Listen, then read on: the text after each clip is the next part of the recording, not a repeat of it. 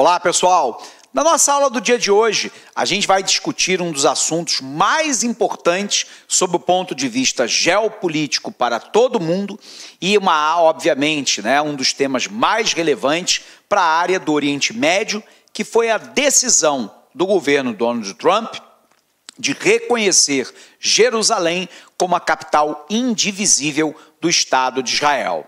Então vamos lá, vamos tentar entender essa questão. Primeiro, a gente precisa entender os conflitos árabe-israelenses. Então vamos voltar lá no passado, construir a linha do tempo para que de maneira definitiva você compreenda a questão. Primeiro, é importante lembrar que os judeus são uma religião não proselitista, ou seja, é uma religião que não busca adeptos. Originalmente, os judeus consideram que só é judeu aquele que é filho de uma mãe judia, portanto, é consanguinidade materna. Sob o ponto de vista mais contemporâneo, em alguns casos, admite-se que a pessoa seja judeu, caso o pai seja judeu. Então, observe lá que nós estamos falando de uma religião que é uma religião não proselitista. É uma religião que acredita lá que os judeus são o povo escolhido por Deus, da qual nós temos a denominação de Yahvé, ou Javé, ou Jeová, que significa literalmente aquele que é.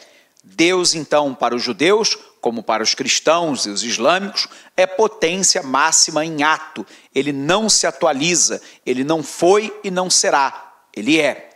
Os judeus acreditam que eles têm a posse do texto sagrado, que é a Torá, uma parte do Antigo Testamento para os cristãos. Eles acreditam que têm um contato privilegiado com a divindade através dos antigos profetas, e eles consideram que o território da Palestina lhes foi dado pelo próprio Deus, uma terra onde, nos dizeres judaicos, correria leite e mel. Ponto. O Estado judeu, então, se constitui e, no século I, ele vê a emergência dentro do judaísmo de um movimento de resistência ao domínio dos fariseus e de Roma sobre o Estado de Israel.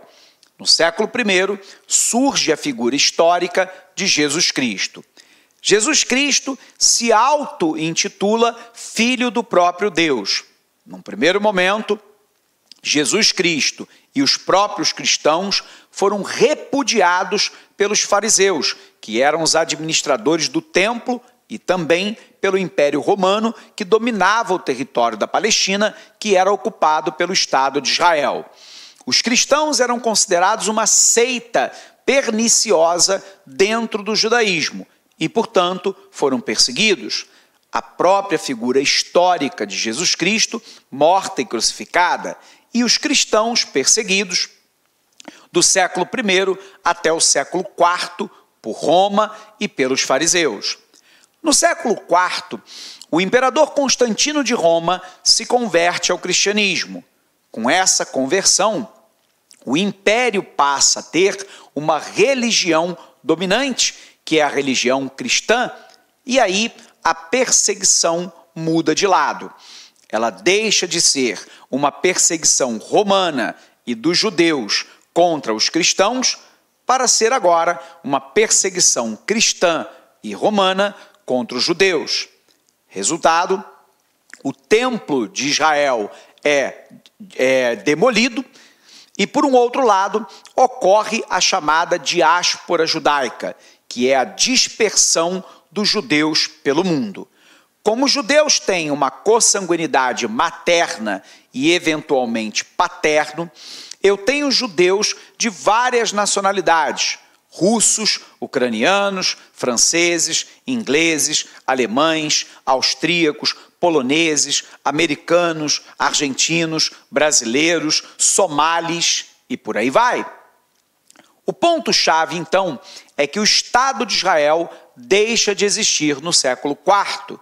No território da Palestina, nós temos, então, uma população remanescente de judeus e o ocupante, que é Roma.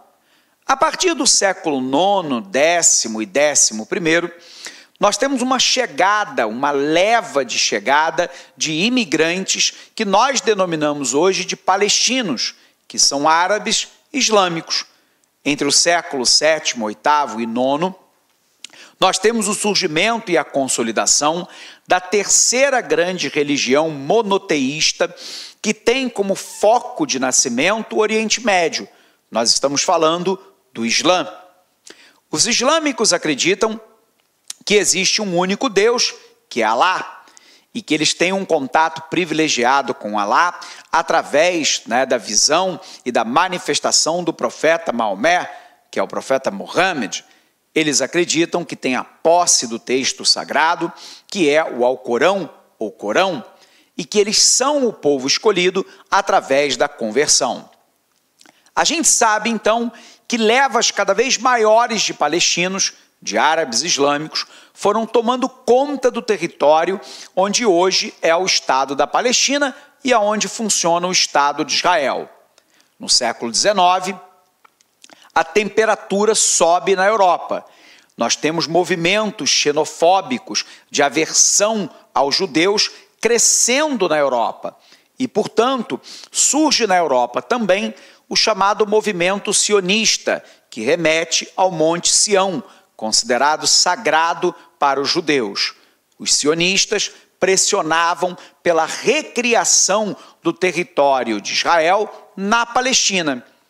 Território da Palestina que estava sob controle britânico já no início do século XX. Dentro dessa situação, nós tivemos aí a tragédia da Segunda Guerra Mundial. De 1939 a 1945, Hitler matou 6 milhões de judeus nas câmaras de gás e campos de concentração. Quando termina a guerra, nós temos a criação da ONU, da Organização das Nações Unidas. E a ONU, pressionada diante do genocídio dos judeus, propõe então a divisão do território da Palestina em 2 estados. Um estado palestino, portanto árabe e islâmico, formado pela faixa de Gaza e Cisjordânia. O restante do território seria o Estado de Israel, um Estado judeu, semita, e o status de Jerusalém, provavelmente internacionalizado, sob o controle da própria ONU, porque Jerusalém é a capital sagrada para as 3 religiões. Eu tenho o Muro das Lamentações, sagrado para os judeus, o antigo Muro do Templo. Do outro lado do muro, a esplanada das mesquitas de Al-Aqsa, onde teoricamente o profeta Maomé foi assunto aos céus. E eu tenho ainda o Santo Sepulcro, onde teoricamente Jesus foi enterrado e, portanto, sagrado para os cristãos. Vamos botar isso na tela para você. Então, a ONU, em 1947, ela faz uma proposta de partilha da Palestina. Olá, meus amigos, minhas amigas, sou o professor Luiz Antônio de Carvalho e estou aqui para fazer um convite muito especial para você que está se preparando para o concurso do Banpará 2018, cargo técnico bancário. Nós, aqui da Lá Concursos, nós preparamos não um curso normal, gente, papo sério, papo reto, um curso super competitivo, um curso ponto a ponto digital, um curso super atualizado que eu tenho certeza absoluta, se você cumprir as nossas orientações pedagógicas, vocês estarão bastante competitivos para o dia da prova, no dia 6 de maio de 2018. Nós, aqui do Lá Concurso, em especial eu, professor Luiz Antônio, que sou professor de atendimento, vendas e conhecimentos bancários, eu fiz um reforço pedagógico gigante, cara, gigante, pode ter certeza, cara. Papo reto, aqui não é com papo de vendedor, não. Eu sou responsável pelo site. Pode ter certeza que você fazendo investimento aí de apenas 10 parcelas de R$30, você terá aí reais condições de competir por vagas nesse concurso. Tá certo, meus amigos? Espero vocês. Já ia esquecendo. Você quer o material de apoio dessa videoaula? É muito fácil. Clique aqui em cima, aliás, aqui embaixo, né? Clique aqui embaixo. Você faz um pequeno cadastro no nosso site. Você poderá aí efetuar o download gratuitamente dessa videoaula que você acabou de assistir, que aliás é uma videoaula, pequeno, 10, 20% da videoaula, só é um pequeno trecho demonstrativo para vocês conhecerem a qualidade dos nossos professores. Tá certo, meus amigos? Espero vocês. Forte abraço, fique com Deus. Tchau, tchau. Fui!